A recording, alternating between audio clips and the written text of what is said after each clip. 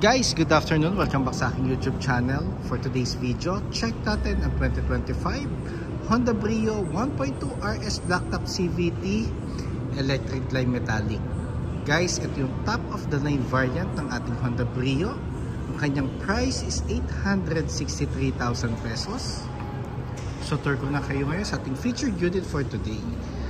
Guys, itong minor model change na launch siya July 2023 kasabay nung minor model change na Honda City.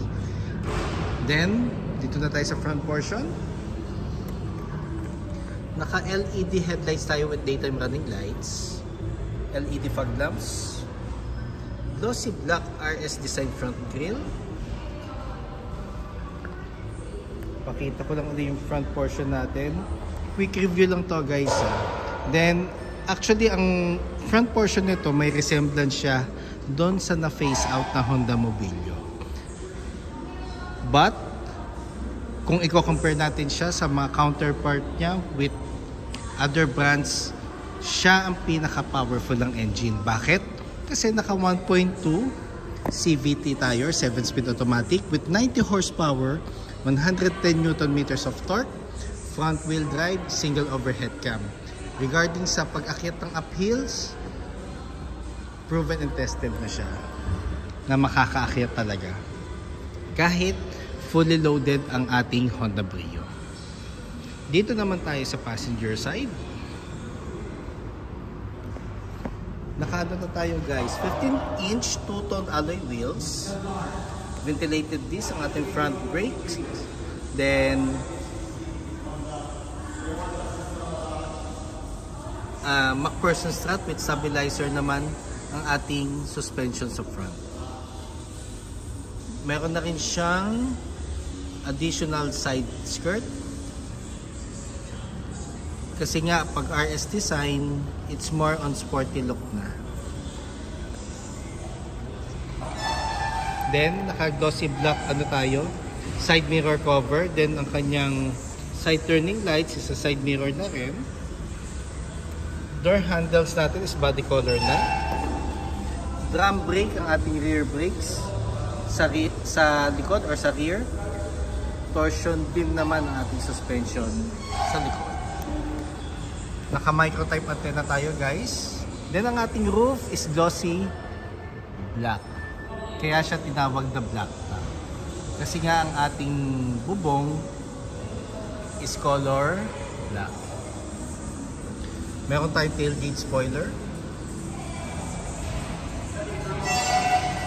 LED taillights. Ingat, ingat. Bukas tayo, bukas. Then nakaano na tayo, 2-eye body color backup sensor. Ito yung isa sa mga additional features ng ating Honda Brio. Then nakaano tayo, matte black na lower rear bumper. Kita ko lang uli ang ating back portion. Then meron tayong spacious compartment just in case na 5 passengers. Pero na fold naman ito ang second row. Hindi nga lang siya full flat, pero kung 2 passengers or minsan mag-isa lang kayo mag-drive, very flexible naman ang ating second row. Regarding naman kung meron kayong mga luggages or mga groceries.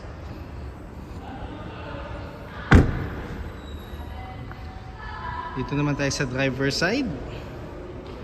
Nakaano tayo, guys, 35 liters fuel tank capacity. Minimum octane is 91. So kung higher octane ang mas preferred natin, kailangan consistent or maintain natin na isang octane lang ang ating gagamitin. Fuel efficient. Yes, fuel efficient siya. Bakit? Kasi nga 1.2 CVT or 7-speed automatic. Ang ating fuel consumption nag-range siya ng mga 10 to 15 kilometers. Minsan umaabot siya ng 16 city driving. Pag highway, pwede naman siyang umabot ng 22 hanggang 25 kilometers per liter. Dito tayo sa second row. Adjustable headrest, fabric ang ating seats with red stitches, Black na ang ating head ceiling. Ang ating dome light.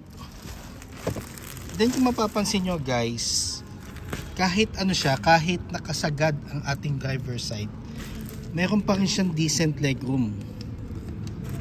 So it means maximize yung ating interior space. So maluluwag ang units natin. Dito naman tayo sa driver side guys. Just in case gusto nyo makita rin yung other colors ng ating Honda Brio, type nyo lang ang Honda Brio Blacktop, then name ko. Lalabas na yung mga previous vlogs ko sa mga other units natin. Dito naman tayo sa door panel ng driver side. Nandito ang power folding side mirror button. For the side mirrors, ito yung adjustment or knob. Central door lock, window lock, and window switches. PSI guide natin is nandito lagi sa gilid ng driver side.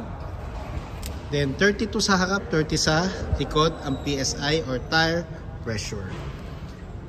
Regarding naman sa ating driver seat, wala siyang height adjustment guys ha. Pero kaya mo agad siyang i-adapt or familiarize once na na-i-drive mo na siya. Yun ang kinaganda rin sa Honda guys.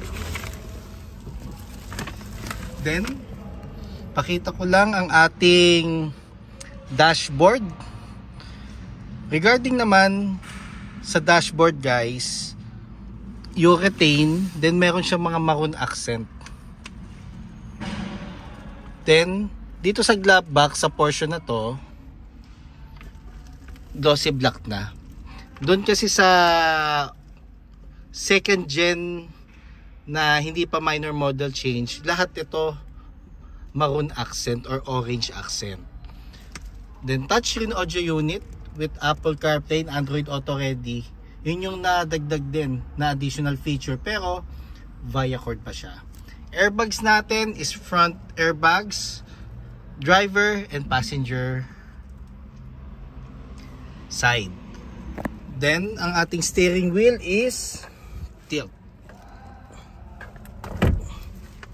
So pwede ko siyang i-upward and down. Sa steering wheel naman guys, it's more on urethane texture. Then meron tayong audio control sa steering wheel. Ang ating panel naman is composed of analog. Then meron tayong small digital portion dito. Dito natin makikita yung indicator ng gear natin. Para at least kung gusto nyo lang or na-curious kayo, tinitingnan nyo kung naka-park, reverse, neutral or drive, or sports mode or low gear. Dito lang tayo sa digital portion titingin. Then, wave key pa rin siya guys. Aircon buttons natin, ito yung fan, thermostat, on and off button. Power outlet na 12 volts. 2 cup holders. Transmission natin, park, reverse, neutral, drive, sports mode, and low gear.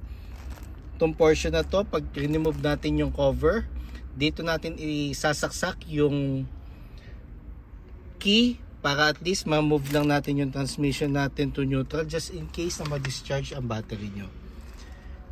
Handbrake. Then passenger seat, glove box. Dito natin lalagay lagi guys, owner's manual, warranty booklet, copy ng ORCR na hindi expired, and insurance policy just in case meron kayong hard copy. Ang ating visors with mirror na, vanity mirror. Guys, just in case you have any concerns regarding low down payments, cash discounts, test drives, parts inquiries and service appointments, and bank display for our bank partners, feel free to call or text 0906-386-8937 or visit me at 598 EDSA East Grace Park, Caloocan City, and look for me guys, Ross Oliver Cruz, ang inyong friendly sales manager here at Honda Cars Balintawak. Looking forward to meet you here guys. Kindly subscribe na nga rin pala sa aking YouTube channel. para maging updated sa mga susunod na videos. And pa-follow na rin sa aking Facebook, Ross Oliver Cruz, and aking Facebook page, Honda Cars Balintawak Best Deals by Ross Oliver Cruz. Yun lang guys, thank you and God bless.